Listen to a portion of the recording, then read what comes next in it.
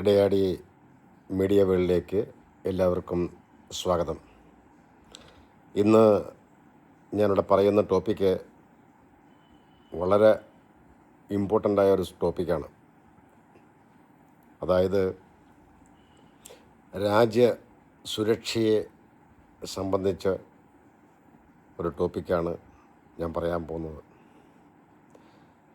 അതായത് അധികം മീഡിയകൾ ശ്രദ്ധിക്കാതെ പോകുന്നുണ്ട്, ജനങ്ങളുടെ ഇടയിലേക്കിത് ചെല്ലുന്നില്ല. നമ്മൾ വളരെ ശ്രദ്ധയോടുകൂടി നമ്മുടെ വാർത്താ വിനിമയം, അതായത് വാർത്താ ടെക്നോളജീസൊക്കെ നമ്മൾ ശ്രദ്ധിച്ചാൽ മാത്രമേ ഇങ്ങനെയുള്ള ചില ന്യൂസുകൾക്കൊക്കെ നമുക്ക് അറിയാൻ സാധിക്കുകയുള്ളൂ. വളരെ സീരിയസ് ആയിട്ടൊരു ന്യൂസാണ്. അതായത്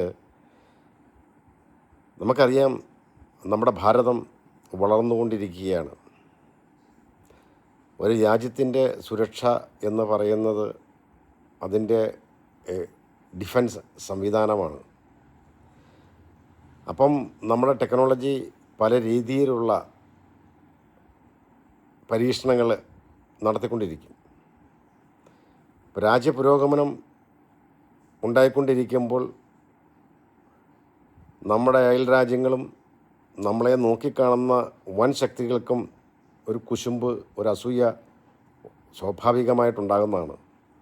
അവരേതെങ്കിലും രീതിയിൽ നമ്മളെ നശിപ്പിക്കാനോ, അതായത് പണ്ട് USSRും സോവിയറ്റ് യൂണിയൻ USSRും അമേരിക്കയുമായിട്ടുള്ള കോൾഡ് വാർ എന്ന് പറഞ്ഞ പോലെ ഇന്ന് അതുപോലത്തെ രണ്ട് ശക്തികളില്ല.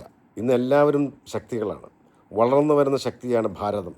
ഈ ഭാരതത്തിന് ഏത് രീതിയിലാണ് അവർ നേരിടാൻ പോകുന്നതെന്ന് നമുക്കറിയാൻ പറ്റില്ല. അൺപ്രഡിക്റ്റബിളാണ്. ഞാൻ പറയുന്നത് നമ്മളുടെ 100-ലധികം സയൻറ്റിസ്റ്റുകൾ രാജിവെച്ചു. നിങ്ങളാരെങ്കിലും അറിഞ്ഞോ?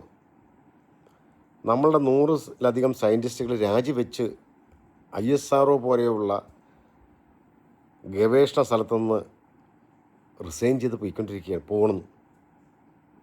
എന്താണ് ഇതിൻ്റെ പുറകിലുള്ളത്? പ്രത്യേകം ശ്രദ്ധിക്കേണ്ട സംഭവമാണത്.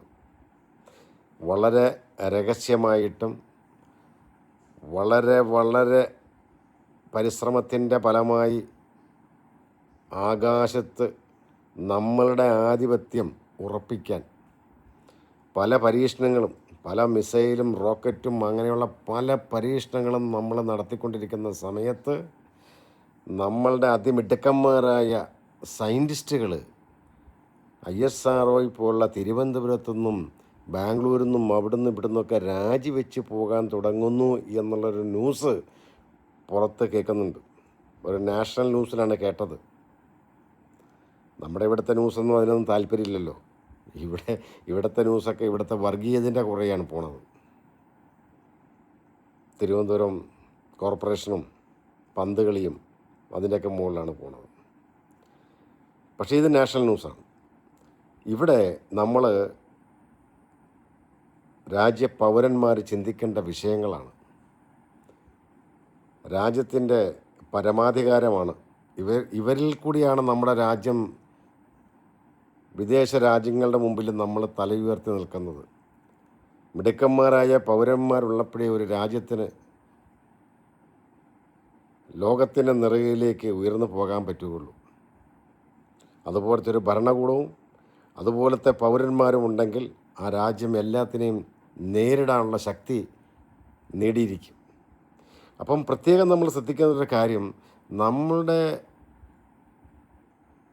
എയർ സ്പേസ്, അതായത് നമ്മളുടെ ISROയും ഇതുപോലത്തെ സ്ഥലങ്ങളിൽ നിന്നും എക്സ്പീരിയൻസ്, വളരെ പരിചയസമ്പന്നരായ ഓരോ പ്രോജക്റ്റിലും ജോലി ചെയ്തുകൊണ്ടിരിക്കുന്നതും ആയ എൻജിനീയർമാർ, സയൻറ്റിസ്റ്റുകൾ രാജിവെച്ച് പോകാൻ തുടങ്ങുന്നതിന് എന്തെങ്കിലും അതിൻ്റെ പുറകിൽ ഉണ്ടോ എന്നുള്ള സംശയം എനിക്ക് തോന്നിയതാണ്. അല്ലെങ്കിൽ 100-കണക്കിന് ആൾക്കാർ, എൻജിനീയർമാർ, സയൻറ്റിസ്റ്റുകൾ രാജിവെച്ച് പോകണോ? അകത്താണോ പ്രശ്നം, പുറത്താണോ പ്രശ്നം? ഇത് നമ്മൾ ശ്രദ്ധിക്കേണ്ടിയിരിക്കുന്നു. ഇത് വളരെ ഒരു സങ്കീർണമായ ഒരു പ്രശ്നമാണ്. കാര്യം വെച്ചാൽ ഇപ്പോൾ സാധാരണ ഒരു സ്ഥലത്തു നിന്ന് ട്രെയിനിങ് കഴിഞ്ഞ് എക്സ്പെർട്ടായി കഴിഞ്ഞിട്ട് അവരങ്ങ് പോയിട്ട് ഇപ്പം നമുക്ക് ഉദാഹരണത്തെ പറഞ്ഞു കഴിഞ്ഞാൽ ഒരു വർക്ക്ഷോപ്പിലൊരു പയ്യൻ വന്ന് പഠിച്ച് ട്രെയിൻ ചെയ്ത് എല്ലാം കഴിഞ്ഞ് 2 എക്സ്പീരിയൻസ് കഴിയുമ്പോഴത്തേക്കും അവനിൽ കൂടി നമുക്ക് അടുത്ത വരുമാനം ഉണ്ടാക്കാമെന്ന് വിചാരിച്ചിരിക്കുമ്പോഴേക്കും അവൻ ആ രാജിവെച്ച് പോണത്. എന്നിട്ട് അവൻ പോയി സ്വന്തമായിട്ടൊരു വർക്ക്ഷോപ്പിട്ട് അവൻ്റെ തുറക്കും എന്ന് പറയുന്ന പോലെ അല്ല നമ്മളുടെ ഇതുപോലത്തെ ഒരു സംഭവങ്ങൾ. ഈ ISRO പോലെയുള്ള അതിരഹസ്യമായ സ്ഥലങ്ങളിലെ ജോലി എന്ന് പറയുന്നത് ഉത്തരവാദിത്വമുണ്ട്. അവിടെ ജോലി ചെയ്യുന്നവർക്ക് രാജ്യത്തിൻ്റെ ഉത്തരവാദിത്വമുണ്ട്. അപ്പം ആ ഉത്തരവാദിത്വം മനസ്സിലാക്കിക്കൊണ്ട് വേണം ആ ജോലിക്ക് ചേരാനും ആ ജോലി ചെയ്യാനും. രാജ്യസുരക്ഷയെ എപ്പോഴും മനസ്സിൽ കൊണ്ട് നടക്കണം. അവിടുത്തെ രഹസ്യങ്ങൾ പുറത്തു പോകാൻ പാടില്ല.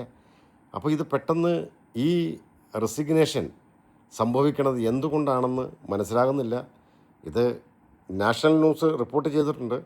അപ്പം ഞാൻ നമ്മളുടെ സഹോദരങ്ങളിലേക്ക്, നമ്മളെ സാധാരണക്കാരായ ആളുകളിലേക്ക് ഇങ്ങനൊരു സംഭവം നടക്കുന്നുണ്ട് എന്ന് അറിയിക്കാൻ വേണ്ടിയാണ് ഈ വ്ലോഗുമായിട്ട് വന്നിരിക്കുന്നത്.